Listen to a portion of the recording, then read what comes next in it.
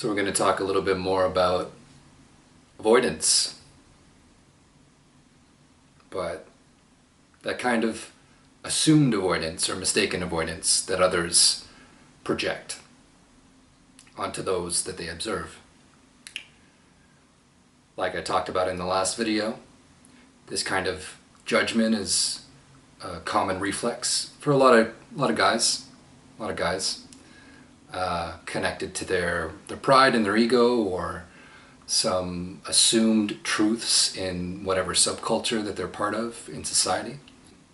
And often enough, assumptions can be wrong, especially if a person doesn't leave room for the possibility of something that they think is true to be an assumption. So, in any case, aside from encountering this kind of arrogance or assumed avoidance in the third strike community, I encountered it a little bit, and again, this is more in the sphere of sporting and competitive communities. Anyways, I encountered it in a jiu-jitsu school that I went to. Let's see. I rolled with maybe 4 people in 2 classes, if I recall correctly. One of the classes, I sat out on the side of the mats, the rolling area, for most of the class. The woman who was instructing the class at that time, at the beginning, after the warm-up, said, "New students, sit this one out." Now, I misunderstood. She wasn't completely clear, I suppose, but it was basically my misunderstanding. I thought she meant sit this class out, just watch, sort of try to get a sense of what people are doing, how they interact, and observe. And so I sat and observed for most of the class. You know, in hindsight, it seems like maybe she just meant sit the first matchup of people rolling out as a new student. I was the only new one as far as I could tell. And it was a funny experience because I was watching intently. I was sitting on the sidelines. I was waiting to roll. I wanted to experience this kind of mythical, breaking of your pride or something that a lot of people speak about when, they go to jiu-jitsu classes. Show you where you stand or something like that. I was in better shape than I am now. Maybe visually I was similar shape, but cardiovascular was much better, and my overall strength, especially sort of like grip strength and holding my frame, was better than it is now. I was exercising more regularly, wasn't dealing with a few other things that I've been trying to work out in the last year that's caused me to be less active. And so I was in good shape, and I wanted to test that. I wanted to face this unbeatable technique that strength could not overcome. I'm sure that some of the people that I rolled with were going easy on me, and so for a lot of this one class, I sat out, and as I was sitting on the sidelines, waiting basically to be invited, another deficiency, unfortunately, that's very common in men and a lot of male subcultures, is communication. A lot of men avoid communicating. They assume, and they don't speak about it to make sure that they're, not mistaken in some sort of way.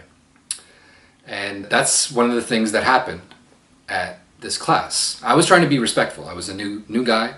As far as I understood, I was supposed to sit out and watch. That's what I did. And time again, a number of the more senior and larger students, the male students, came, and it was this funny thing where they would sit like right next to where I was sitting and watch me, and kind of like sit with a space open in front of them and like look at me. They wouldn't say anything. I would have loved to go and roll with them. I would have loved to get submitted and to get tested. I expected to have that. I expected to be submitted. I expected to be moved around and to not be able to do much. And it's not exactly how it turned out. I would have gotten in there. I would have liked to experience the superior technique of jiu-jitsu, which is very technical, very impressive science of fighting. But it didn't turn out that way. I ended up rolling with a Brazilian guy. I think he was Brazilian. He was smaller than me, but he was very feisty, and he seemed very fit. He rolled hard.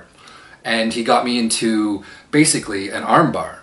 Relatively quick. I was able to sort of control him a little bit. I was on top for most of it, and then he got me into an arm bar because I didn't know what I was doing. Now, I had enough strength to kind of like lift him up a little bit and make sure my arm wasn't fully extended. If he went completely hard, if it was a competition, maybe he would have been able to submit me in that position or break my arm even, possibly, if I resisted enough. But I ended up being able to keep my arm at a certain angle so I didn't get submitted, it didn't get hyperextended, and I basically put my hand on the bottom of his leg and like pushed him off. I think I slammed him, he was up in the air a little bit, he hit down on the mat. Again, I was new, I didn't really mean to do anything like that, I was just trying to get my arm out, which I was able to, and that was it, more or less.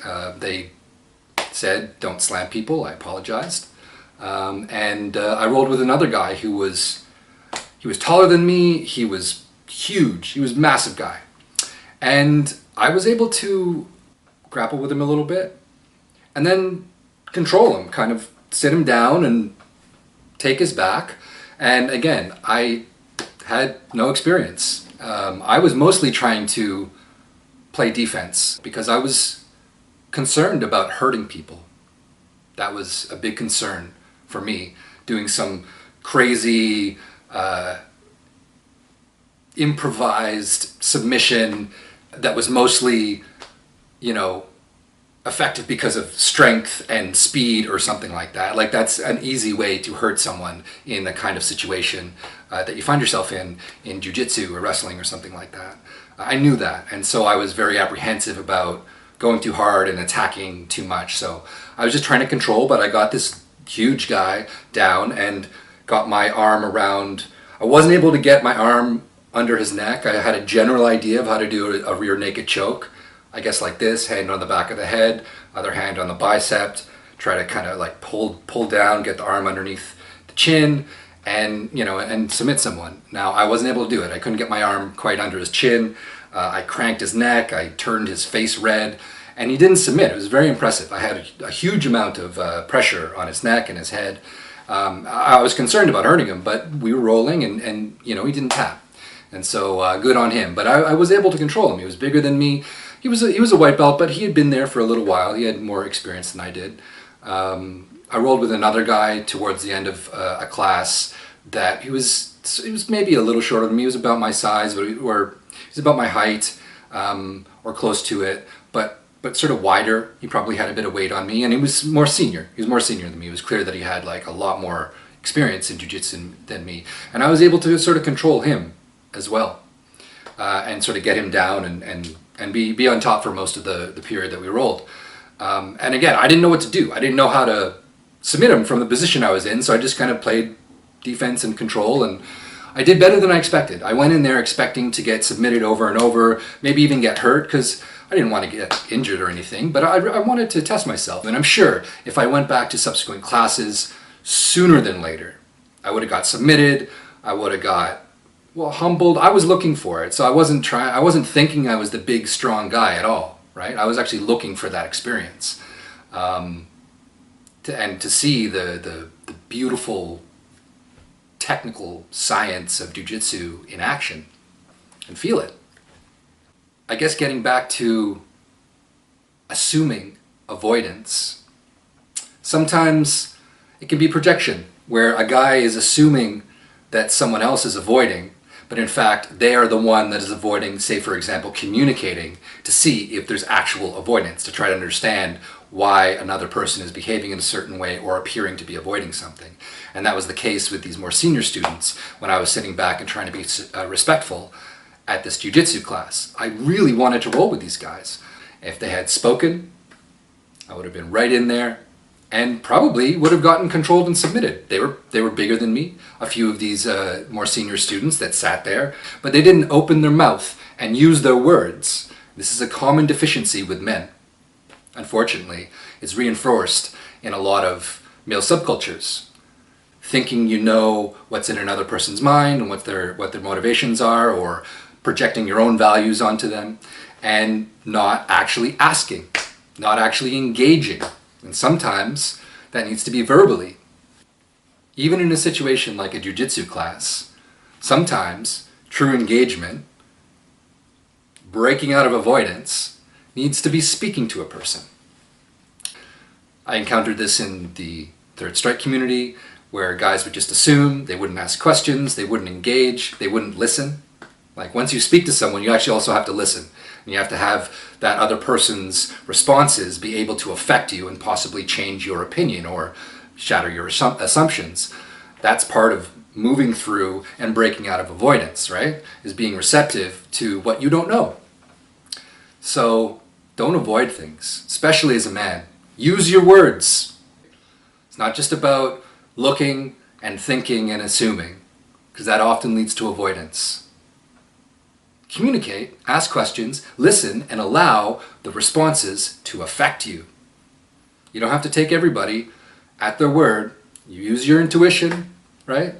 But speak up. Ask about those elephants in the room before you find yourself to be the avoidant one. All right? Peace.